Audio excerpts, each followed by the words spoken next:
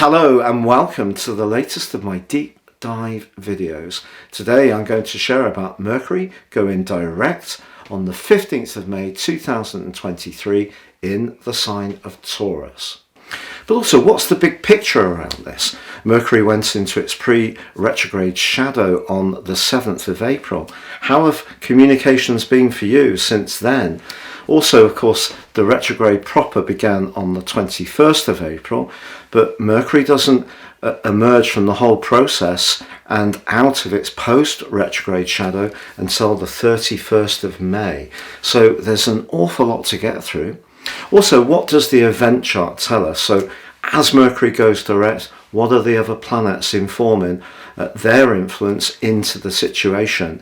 There's one critical conjunction between the Moon and Neptune in Pisces, but in the event chart it's in the 12th house. If we're all expecting instant clarity, I think we're going to be disappointed. Also, what does Mercury in the sign of Taurus represent? And what kind of energies can we expect in the wider environment that's going to be informed by the arrival of Jupiter on the 16th and also the new moon in Taurus later on this week? So we have a lot of fresh energy gusting in to the sign of Taurus. What does it mean? Also, finally, I'm going to share with you a snippet of what you can expect for each of the 12 zodiac signs from Aries through to Pisces, so please stay with me for that. If you're a returning visitor, thank you so much for joining me once more. If you're new here, it's great to have you with us. Please click or tap on the bell notification symbol and subscribe. This means every time I share a video, YouTube will alert you. Also, please feel welcome to share any thoughts you have, particularly about this subject, which of course is very a popular topic. And I try to interact with each one. This is very much a community. Also, if you'd like to get your free daily horoscope fired to your device each morning, please see the link below. I've written these for about 28 years. I think I'm unique amongst YouTube astrologers for doing that. And it means that you can choose both your sun and the ascendant, or one, and that comes to your device and you can get a flavour of what that day holds in store. So, exciting stuff. Mercury, the degree, 5 degrees and 50 minutes.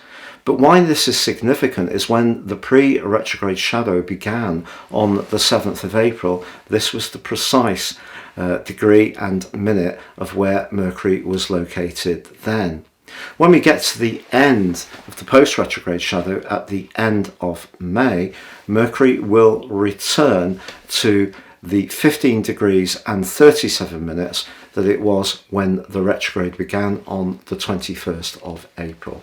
So how have you been finding it? Have you had the snags and snares and mix-ups and misunderstandings and delays that seem to be very closely linked to this event? Not all astrologers buy into Mercury retrograde. I think most are very respectful of it. It doesn't mean to say that those that don't buy into it are not respectful of it.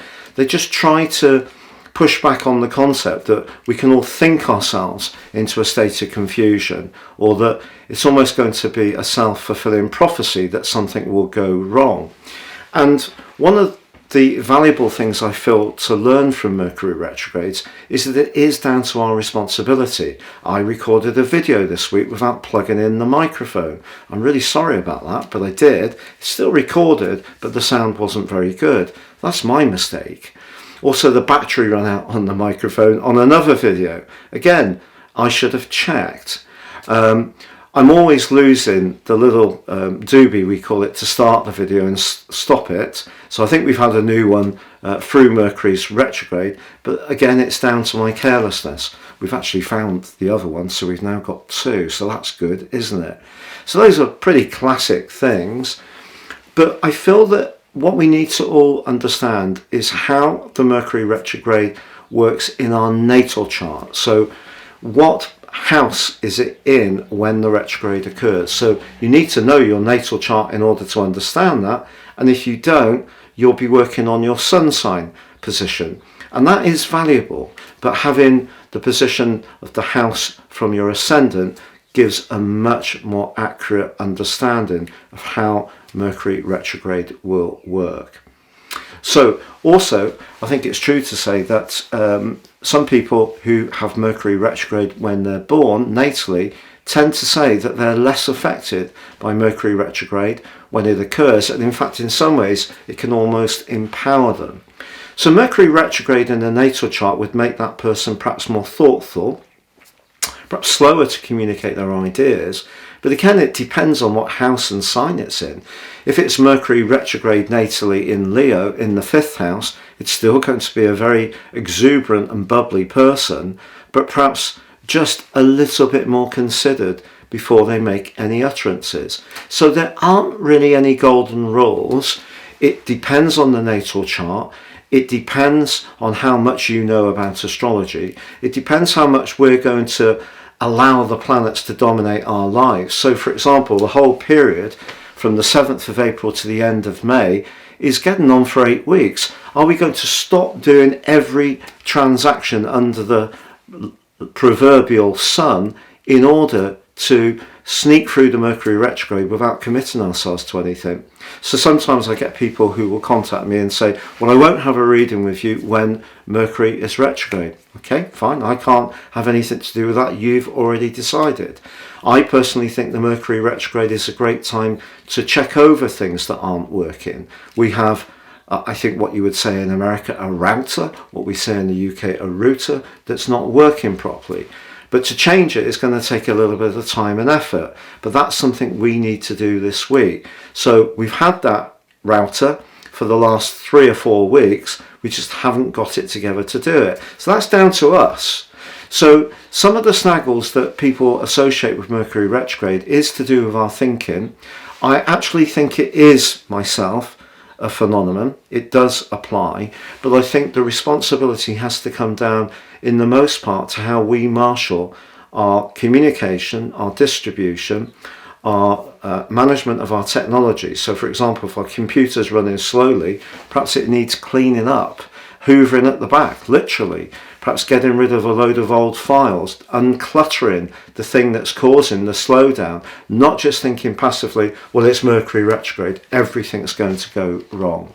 So I think that's just my take on it. It is there, but we can push back on it if we have a positive attitude and we're prepared to see it as an opportunity to rework, reconfigure, reconsider, and reboot in some ways. But knowing where the retrograde has occurred natally for you, as well as solar wise in terms of your sun sign, will give you a heap more information.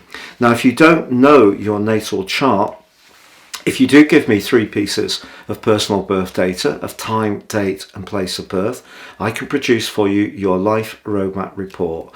This will give you all your natal positions, but help you to get a much more intimate understanding of who you are. Also, my special package of 30% off, you can get your 12-month personal forecast, which will give you searing insights. These are totally unique for you. If you don't know your time, I can do a solar package based on place and date. Please see the link below for both, and there is 30% off on that too. Now, in terms of the natal chart, the event chart, let's just get that up on screen. So I mentioned before in my intro about Neptune and the Moon being together in Pisces. Now that's one of the most hypersensitive influences you can possibly have in astrology. But the critical thing is the event has an ascendant at 27 degrees and 16 minutes in Aries. So let's just work our way around to where the ruler of Aries is. That's a perfectly reasonable thing to do. And yes, there is Mars at just under 27 degrees in the sign of Cancer, but in the 4th house. Mars in the 4th house in Cancer. Whoa, that can be a very turbulent and quite a prickly and defensive location for Mars to be, and therefore it's right on the 4th house cusp in equal house astrology of that ascendant. So that means that I feel that with Jupiter also very close to the ascendant, squaring up to Mars too, The midpoint between the sun and the moon just tucked up behind the ascendant at 25 degrees in Aries. So a lot of Aries energy clustered around the go-getting and expansive and optimistic energies of Jupiter. But that's squaring with Mars, and you can see right up there in the 10th house is Pluto. So in a dissociate square, Pluto is in a dust-up with firstly Mars in the opposition, but then squaring the midpoint, the ascendant, and Jupiter. So one of the things we could do from Mercury going direct is all say, right, I'm going to be incredibly dynamic and do all the things I've been putting off since the 21st of April. Good luck, because the chances are we can feel very motivated. Mercury is also very close to the North Node, which is no bad thing, and is also supported by the rather stern but anchoring energies of Saturn in the 12th house, suggesting things that we've been working at behind the scenes can start to shape up. But you will see that Mercury is in the first house, so that's very much about getting new strands off the ground. It's very much about injecting ongoing strands that are important to us with greater enthusiasm. So Mercury itself is supported by Saturn in a pretty positive way, and also in a lovely way by Venus. You can see down there on the 3rd, 4th house cusp in the sign of Cancer, just like Mars. But Venus obviously in the 3rd house is very much to do with being very eloquent, expressing ourselves. And this is a very lovely position for Venus to be. So we can see that we've got Venus and Saturn supporting each other, and Saturn and Mercury, Venus and Mercury. So around Mercury itself, it's good news. We can start to see things moving forwards. But I think the ascendant, the midpoint, Jupiter, in a T-square with the position of Pluto and Mars requires great care, because it could see us determined to get on the front foot after the countless delays, misunderstandings, mix-ups, mishaps of the last few weeks, and undoubtedly there would have been some. There have been some things that we're wanting to move forwards with that feel very slow, and that is very frustrating. But the key is, if we rush things, Mars square Jupiter, we're impetuous, we could dive into something without thinking through the full implications. And equally with Neptune on the moon, our subconscious, especially as they're in the 12th house, and along with the midpoint and also Chiron, a lot of fear, a lot of anxiety, a lot of subconscious energies are feeding into this event. So I don't necessarily think, despite the fact that Neptune and the moon are essentially in a very positive link with Pluto and the Sun, I don't feel that this event is necessarily a panacea for what's been going on recently. I feel that we still need to be tuning into how we feel in our 6th sense.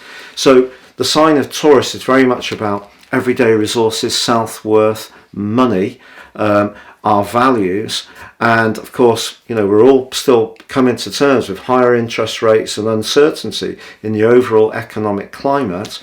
I think if the American constitutional approval of the budget goes through quickly, and they do in some way put some kind of ban on short selling of bonds, we are actually going to see a breakthrough this week. I feel there can be some glimmers of hope around finance with Jupiter arriving in Taurus, and then that Taurus new moon in a great link to Mars. You can read about both those events in my deep dives underneath this video.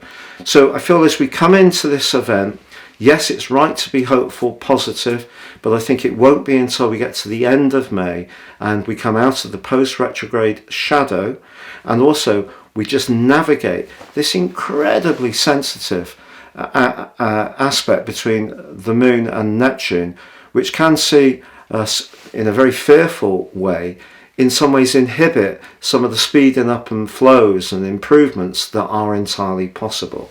Now, please stay with me as I give you a very brief flavour of what you can expect for each of the zodiac signs. Aries, for you, yes, it's about those finances for sure, but you can see with this 12th house energy going on, and of course with Saturn in your 12th house, you're needing to navigate your future hopes, but also stay in touch with what some of the deeper lessons that you've learned or the separations that may be going on at some elements in your life. New beginnings are there for you this year, but I feel there can be some separations to the past, and that can be a painful process. But if you have been feeling that something that's important to you, you've tried it out, it's not really gone forwards, particularly around finance, it can start to speed up this week. Now, Taurus, I think Mercury going direct in your sign is really excellent, and having it so close to the node is supportive too, and with your ruler also very nurturing to this event. I think there's a lot to like about this. I feel the snare for you could be around your friendships or future hopes. Somebody around you might not be very clear just at the moment when you need the maximum amount of support and reassurance. Gemini, I think for you, the fact that Mercury is going direct in your 12th house really is something to be relieved about. I feel over the last few weeks you've probably withdrawn from others, or you felt much more reflective or nostalgic, not necessarily in a bad way, or your physical vitality has been very low.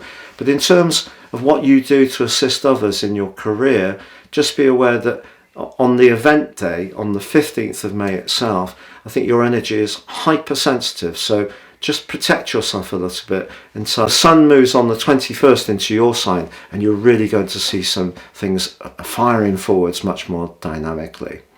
Now, Cancer, for you, it's about friendships or your future hopes. If there seems to have been some cross wires there, or things have been stalled, or you've been considering lots of options, things can clarify, but don't be too idealistic. With Neptune applying to the moon, you could really be hoping for an almost perfect outcome, a kind of 9 of Cups outcome. Nothing wrong with that hope or setting your intentions, but just be aware there are some challenges, because with Mars in your own sign, being squared up by the midpoint, the ascendant, Jupiter, but also opposed by Pluto, you're not necessarily going to have everything on your own terms. Leo, for you, if there have been frustrations about a career matter, or you've been waiting to hear about a job application, good news is coming soon. Also, I feel that you're going to gain greater incentive to move forwards more dynamically in raising your profile. But as this event occurs, that swirling mist of energy in the sign of Pisces suggests that if there's any financial element to discussions you're having, make sure you really read the small print. Now, Virgo, for you, Uranus has really been pushing you to be much more experimental in recent years.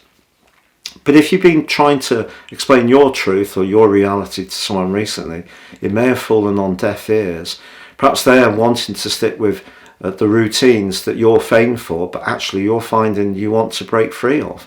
So there's part of you that could feel quite restless, to be honest.